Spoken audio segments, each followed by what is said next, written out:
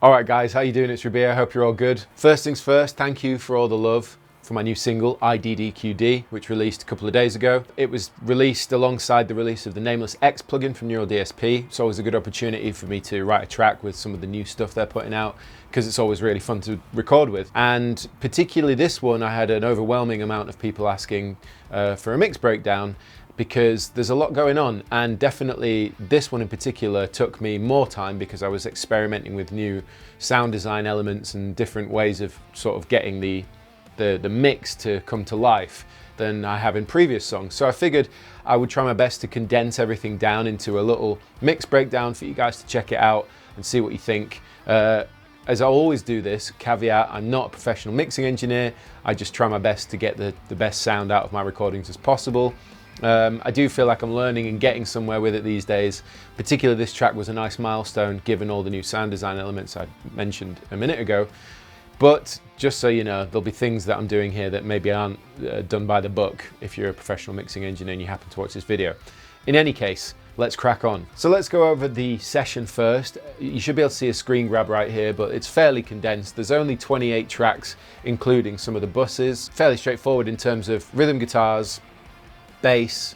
I usually have drums along the top, and then there are layers, all these different sound design elements that I was mentioning earlier that you'll see throughout, but they're just little moments. And there's obviously a lead. Most of the work in the mix stage comes in with the automation, so as you can see here, there's lots of automation going on throughout, lots of stuff happening. These are all layers and different bits like lead and stuff, so you can see it gets a little more involved when you're trying to get different layers to pop out and take over the listener's sort of the forefront of the listener. It's worth saying I use Logic Pro X, but these principles generally apply to other DAWs as well, whether it's Pro Tools, Cubase, Reaper, FL Studio, whatever it is you use. I've got my drums, we'll look at those first, but let me open up the mixer window so you can see basically what's happening.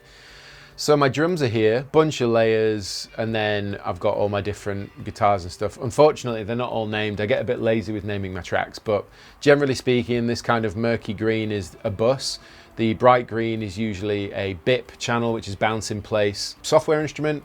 And then the blue are usually audio tracks. The brown is bass, and you can see. Anyway, let's start with drums. So as you know, I generally use GGD, Get Good Drums, and I've set up my own template, which I usually go to, and I've done that with a few different libraries, whether it's P4, Invasion, Modern Massive. I've kind of set one up for each one, but at the minute I'm really loving P4.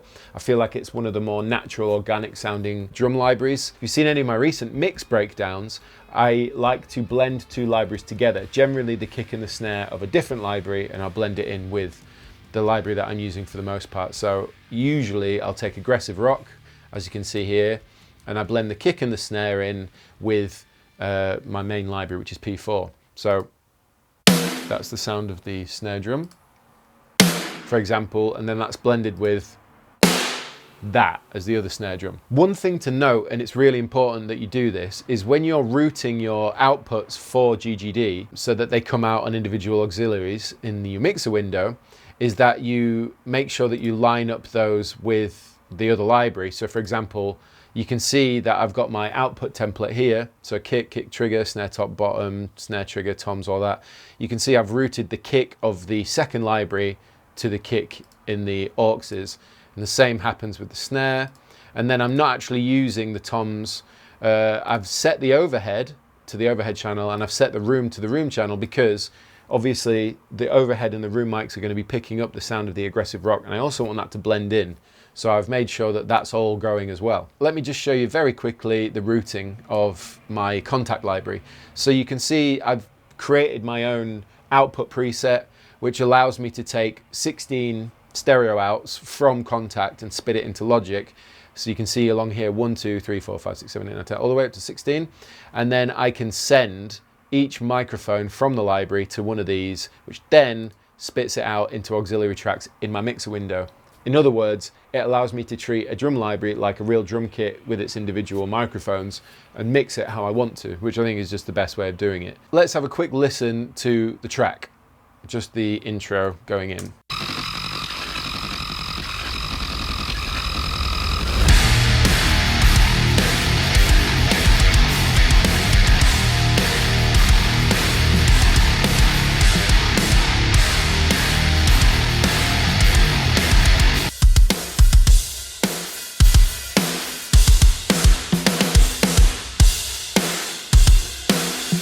Basically, I've set my output of all my drum channels to my first main bus, which is the drum bus, which is over here. And then I also send them to a parallel compression bus, which is here, which allows for that extra punchiness. And because this tune is just balls to the wall all the way through, I've basically got it set so that it's just kicking the whole time. So in my sort of drum mics, as you can see here, like if you've watched any of my other ones, it's basically EQ and compression. So I take my Pro Q3, EQ each microphone how I want it, and then I add the smash and grab compressor from GGD. Whether it's just because it's a GGD library and the smash and grab compressor it works and complements those drum sounds really well, it's just so easy to use and I love it. I can't recommend it more. The smash and grab compressor just works. Everything is on the grab setting apart from the room and the overheads in my sort of drum mics area. And then everything's EQ'd accordingly, you know, like, so you'll EQ out maybe the ring of the snare or some of the attack of the snare, as you can see here.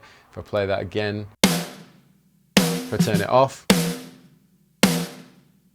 subtle,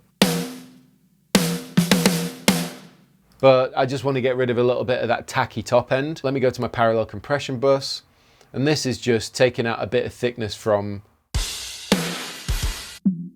the snare. I wanted a bit less from the snare on the parallel compression bus, so you can see that. And then if I go to my smash and grab, you can see it's fairly slammed, but it's in the smash mode on extreme setting. The drum processing is really simple for what I do. It's basically EQ, compression, send all the drum mics to a master bus, then send them to a separate auxiliary for parallel compression that blends in with the master bus. If I go over to the master bus itself, you can see here,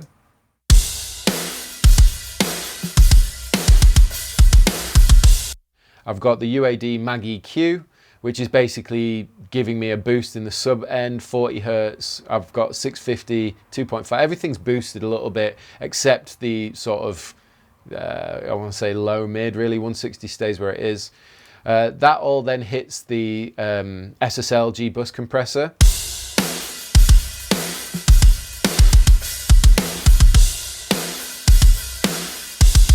So that's really set up so that it's kind of keeping the snare at bay, but it's letting the kick punch through. As you can see, I've got a filter here as well, which tells you when the compressor is going to hit at what frequency, and it's just below 80 Hertz. I use tape saturation on the end of the master bus for drums, just to take a little bit of edge off the snare.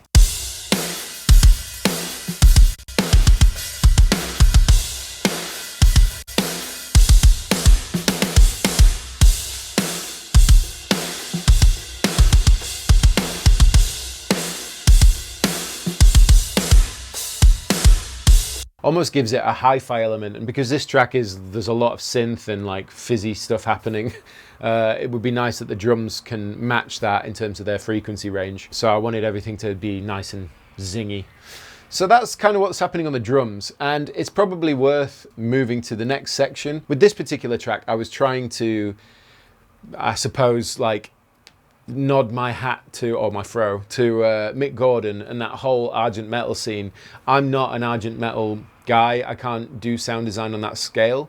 And Mick Gordon's an absolute genius in that world. But I wanted to reference that. And one of the things that they do really well in that world is they use very synthetic drums mixed in with, you know, analog drums, or, you know, real drums, to create this kind of nice blend between that very, you know, heavy electronic world and the metal world, heavy, you know, music world. Basically what I did was I loaded up a drum library, which is the Butch Vig drum library from Native Instruments, and I copied over all the MIDI notes from the kick and the snare to that Butch Vig drum library, bounced it out, and then blended it in with the real drums. So this is what we've got underneath the real drums.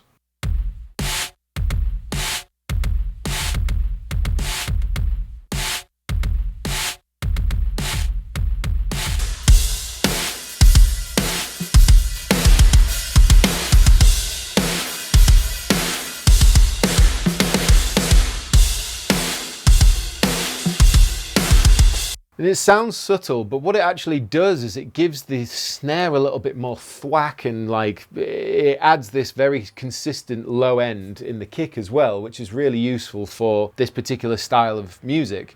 Everything wants to sound nice and consistent. So if I play it without it,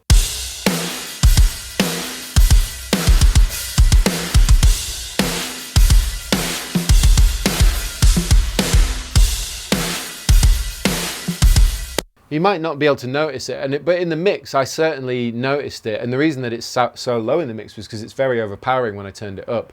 So it's at 18.5. Let's just show you what happens when I boost it a lot.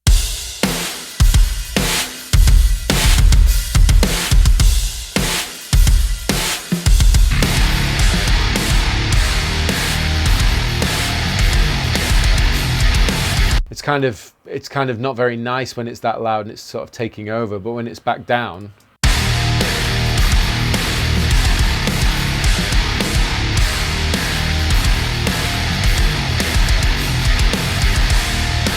it's just doing something to the kit, which I think is really nice. There's a fair amount of EQ on it as well. Like if I take the EQ off,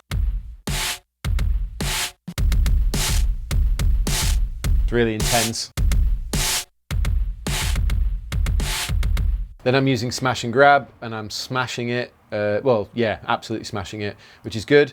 And then I'm actually using a limiter as well, just to even everything out after the fact. And again, it's low in the mix, but it works. It really does work. And I've found it to be really useful to create the sonic sort of vision that I was after. Right, so I guess next we'll move on to guitars. And I can tell these are the guitars because they're panned hard left and hard right. Now, as I said before, I use the Nameless X plugin.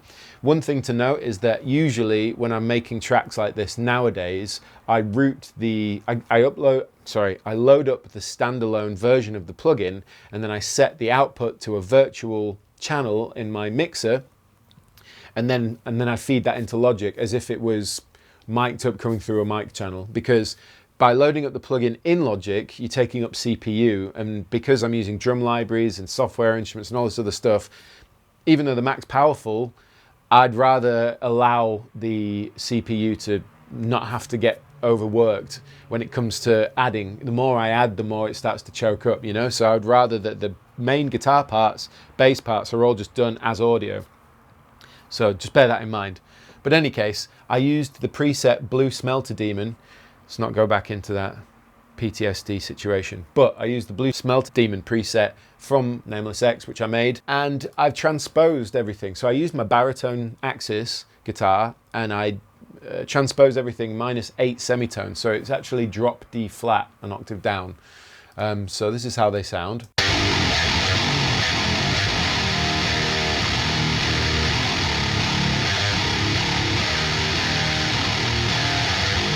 So they're really intense, but the funny thing is that when you put them in the mix, they need to fizz in the right way, they need to pop out in the right way. So you can actually see I've got loads of stuff, loads of notches. Check out what happens when I take those off.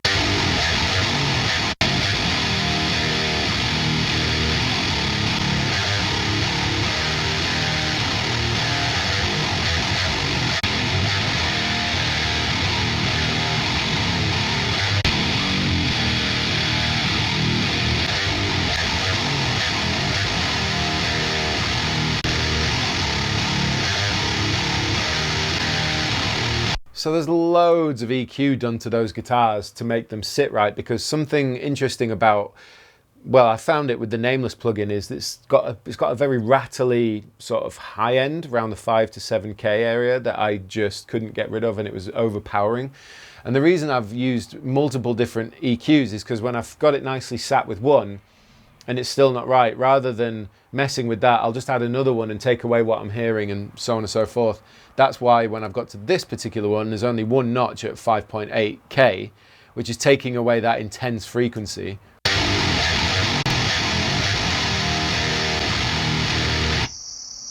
Horrible stuff. But as you can see, I've actually brightened it up quite a bit as well using the API 550A. The reason that you might be wondering why there's so many different EQs and the order of things and why I'm boosting this and taking this out, is because it's kind of like as you're stacking as you go, or at least my approach is that I'm like EQing and I'm going, cool, it's getting there. I'll load up a new one now, and then I carry on, I'll mix something else. Be like, the guitars still aren't cutting in the right way, so I add something else. And then after adding the API, I was like, right, these are sitting really nicely, but when I listened to it on different systems, I'm like, there's a really harsh whistly frequency. So I went back in and I found that that 5.8K was doing the annoying thing. So I added it there. And then right at the end, I used the Fatso Junior because I think that just does such a good job of giving the guitars the right kind of source. So let me take it off.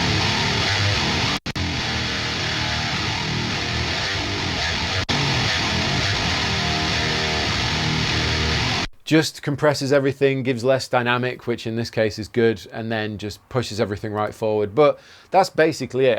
After I'd done that to the guitars, I didn't change anything else. So that's what's going on there. Those are the guitars. And then we've got different sections for different guitars, like the breakdown.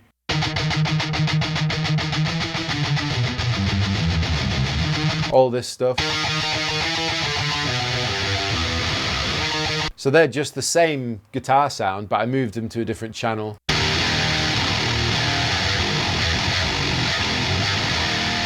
But they're still rooted to the guitar main bus. It's just I put them on different channels because particularly they were all the same track. I didn't want them to overlap, and as I recorded everything as I was going, I wanted separate tracks so that I could end one section and start another rather than it cutting in a weird unnatural way, if that makes sense. So the bass plays an interesting part in this because there is synth bass with my Archetype plugin doing a lot of the heavy lifting in the low end, but the bass, as you'll know with Massaad, it's tuned to the same octave as the guitars, so it adds a really nice mid ferocity.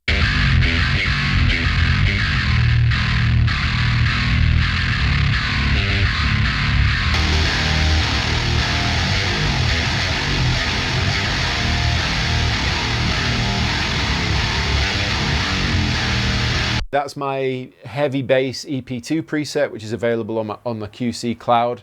And yeah, basically I'm adding EQ. You can see I'm boosting a lot of the rattly, intense frequencies on it.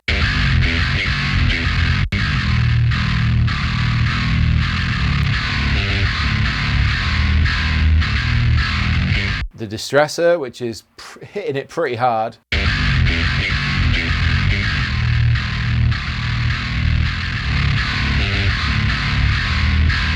Getting a lot of that rattle and drive to come out. Then I'm sidechaining the compressor to the kick, which I've spoken about in other breakdowns. So basically what happens is when the kick hits, it ducks the bass out a little bit. It allows the kick to come through.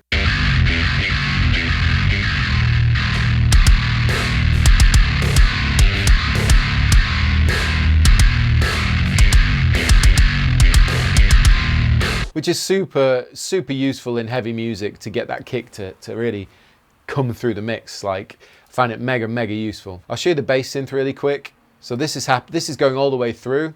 And this, again, as I said before, this is the beauty of my Archetype plugin, is you can get bass synth is super consistent in the sense, like if you run up a Moog and you have that underneath your tracks, it's a super consistent low end. It adds so much depth and power to your mix.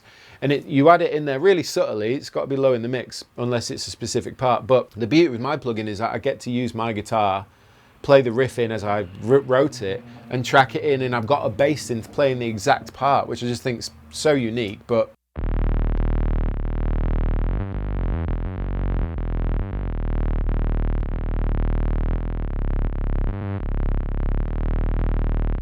it's amazing that I can do that. And so I've EQ'd a lot of the top end out.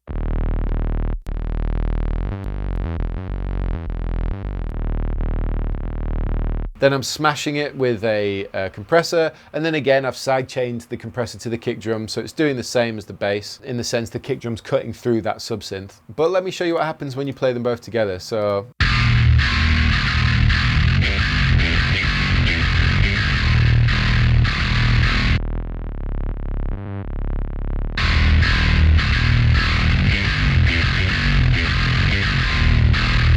it just adds a level of consistency to that low end.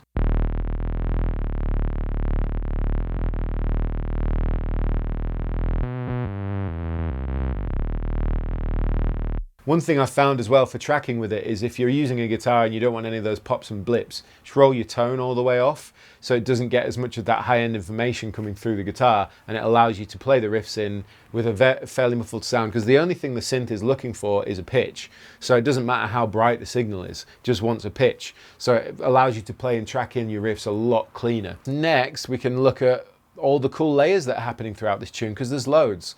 So we'll start at the very beginning with this sound, which I found on Splice. If you don't know what Splice is, and this is not sponsored by Splice, but it's a library of samples or loops or whatever, and I've found it to be invaluable when it comes to just, I need a certain sound, like I need a synth whoosh, or I need a explosion sound, or I need a clap sound, or something like that. You just search it in and it gives you a ton of options. So in this I asked for machine glitching, and it did the job. It was absolutely awesome. So that's that. And the only other thing that's happening is I've got a sound software instrument called Mysteria by Native Instruments, and it's basically choirs creating all these horrific kind of nightmarish noises. So I recorded them doing, I think it was backslapping and like whispering. So as you can hear, it's the sound of people slapping their backs and stomping, and I've automated it in so it acts like a whoosh into the tune. So that's really cool, and it's only meant to be subtle, but when you add it to the glitchy sounds, very, very cool. Those are the kind of things I love doing nowadays, is like sound design and production elements that really elevate your arrangement and recording. So that's very cool. And then as you can see, as soon as we kick in, I've got this huge, sound library called Action Strikes, and it's like cinematic, like movie soundtrack, action movie soundtrack stuff. And it had this really cool boom. So that, when it comes in, is really nice. It's very impactful.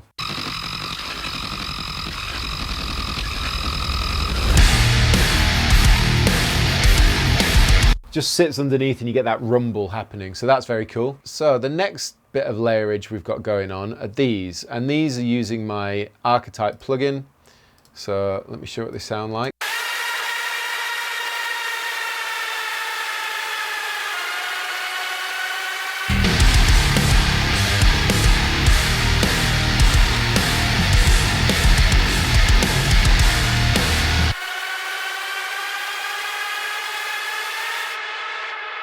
So that's the synth from my plugin running through some amps, and I've done it twice, and they're kind of panned to each side.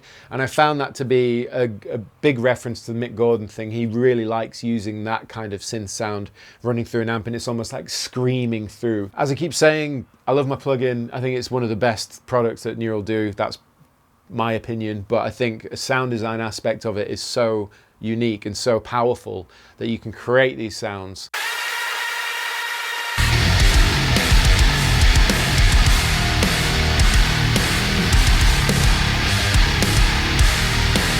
So that's the sort of synth layer, and then we've got nothing else going on except the lead when that comes in. So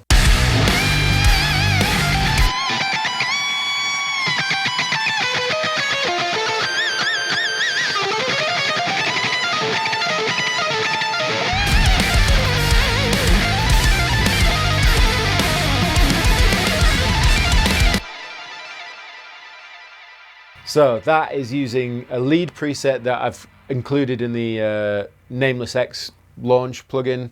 So you'll see it's in there. It's basically the same one. He EQ'd it a bit, took out some of the intensity. I've compressed it with the Fatso so that it's more consistent in the mix. I added Soothe to take out some of the intensity of the mid-range, because it was very sort of harmonically rich and it was getting a bit piercing. So if I take it off,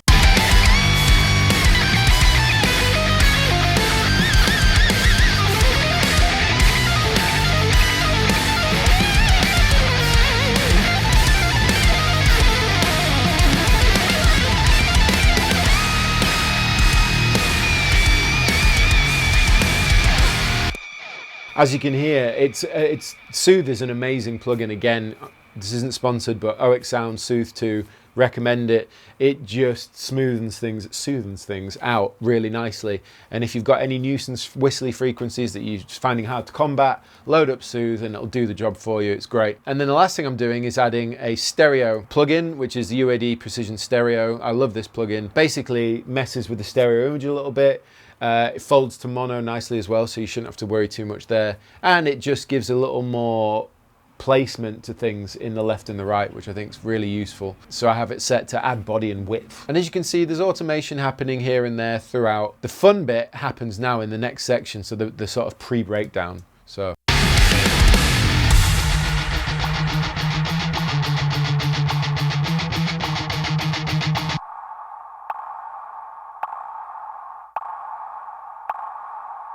So again, I went into Splice and I found a sound. I wanted, I think I put ambient, sonor, tempo. I think that was the words that I typed. And there's so many to choose from, but I scrolled through and I found that. And you can obviously put in the tempo of the track as well. But yeah, I just found that this really worked. Adds tension, you know.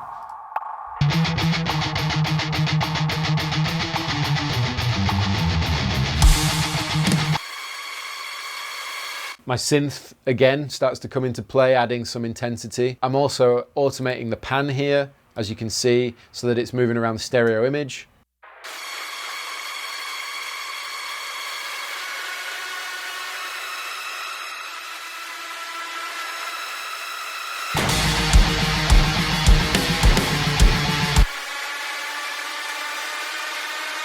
Getting intense. As we go into the section, we have another one of these. And then we have the same happening on the other end when we come out of that section. But if you've noticed, as we get to this part of the breakdown, you hear...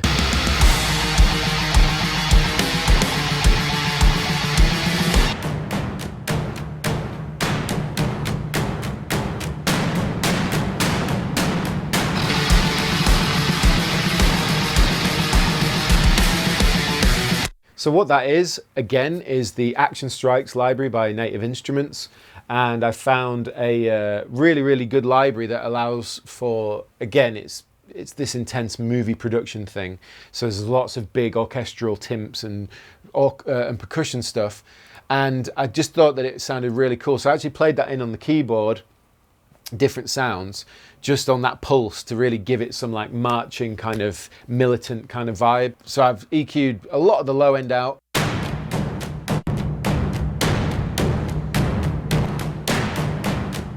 And then I use one of my favorite plugins, which is the Soundtoys Decapitator. This thing's just like the most intense, saturated compressor going. And you can see I've cut the low end massively. So if I take it off, that's what it originally sounds like.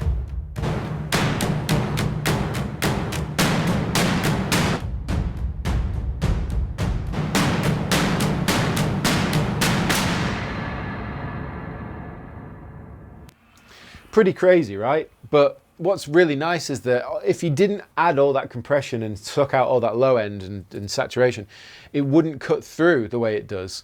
So if I take off Decapitator and this, you'll hear is you just can't hear it.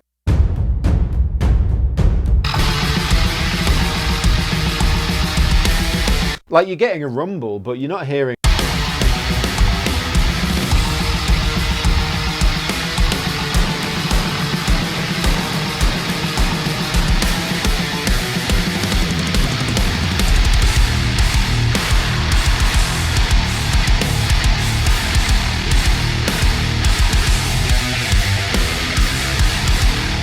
So, now that you've heard what's going on in the layers for that part, and again, one of the last things I added before we kick in is the glitch again.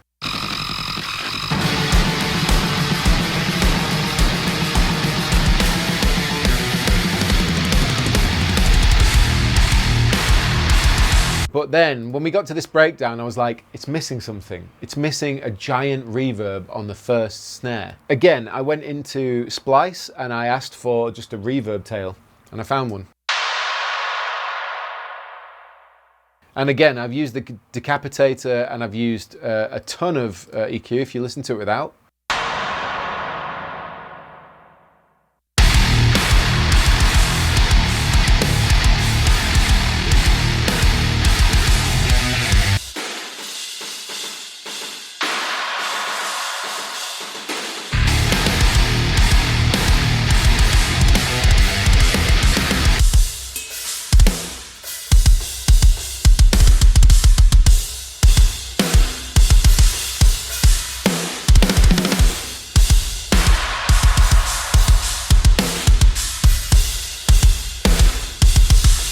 I just thought it absolutely needed that for this section, just because it's such a breakdown. It just sounds so filthy.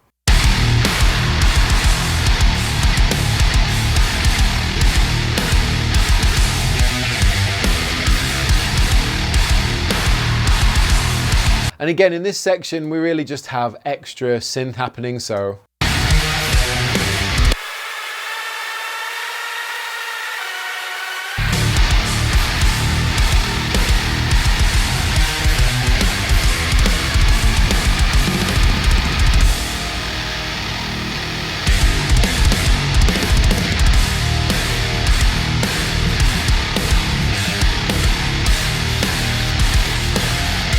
Now we're into the finale of the song, and I wanted to add an extra layer before the outro lead came in. So I took a piece of my synth track and I exported it as audio, and then I re-imported it to the sampler in Logic so that I had it on my keyboard. And then I played in this rhythm, and sort of the cool thing with the sampler is it's like a keyboard, so it pitches it. So we've got this happening.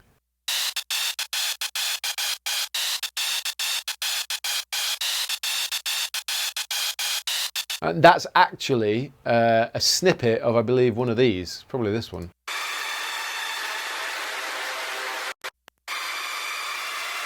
Yeah, I took literally a chunk, exported it, put it into the sampler, then you can mess with the sampler and cut it right down and just have a certain element of it and the attack and the release when you hit the key. So it's really, really rhythmical, and it just allowed me to add this cool layer.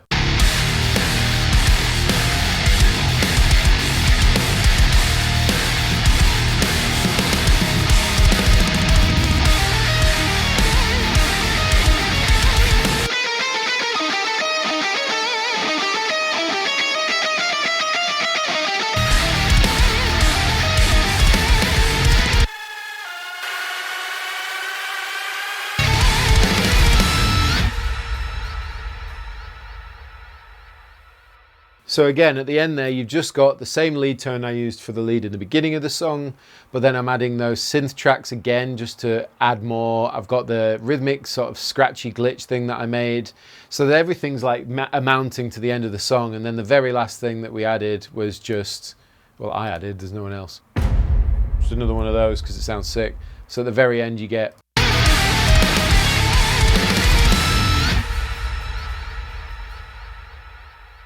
to summarize, you've got guitar, bass, drums, then you've got the bass synth to support everything, and then it's a bunch of sound design layers, sound design elements, like I said before. So I'm using my synth plugin to create all those extra melodies that are happening throughout the song. I'm finding samples on Splice or wherever you look for your samples just to bring in. I'm using software instruments for extra arrangement to just add to the effect.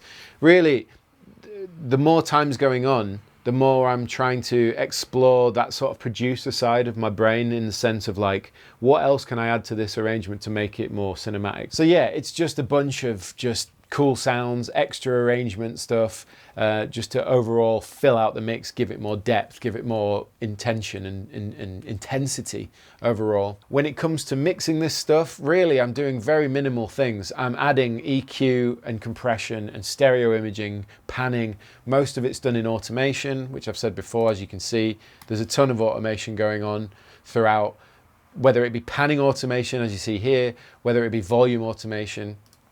And then, you know, sometimes there are things that I'm doing just to add a bit more. So I wanted this sound to cut through more. So I added an overdrive, tube screamer overdrive, it's hitting. If I turn all this off, this is what we've got. So I add the tube screamer. Gives it more mid-range. Then I'm adding a bit crusher. To make it cut through in the intense moments, so it doesn't have to be loud, but you can still hear the rhythm. Then I'm using the stereo imager. And then finally I'm using EQ just to take out some of that intensity.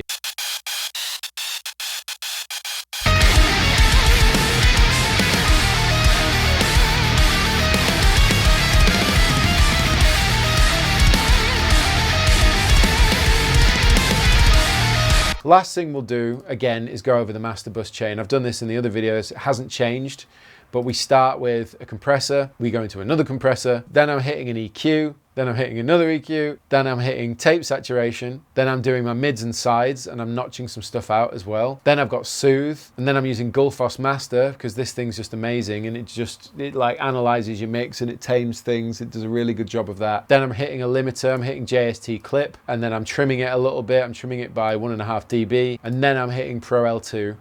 So it's an intense chain, but this is what it sounds like all off.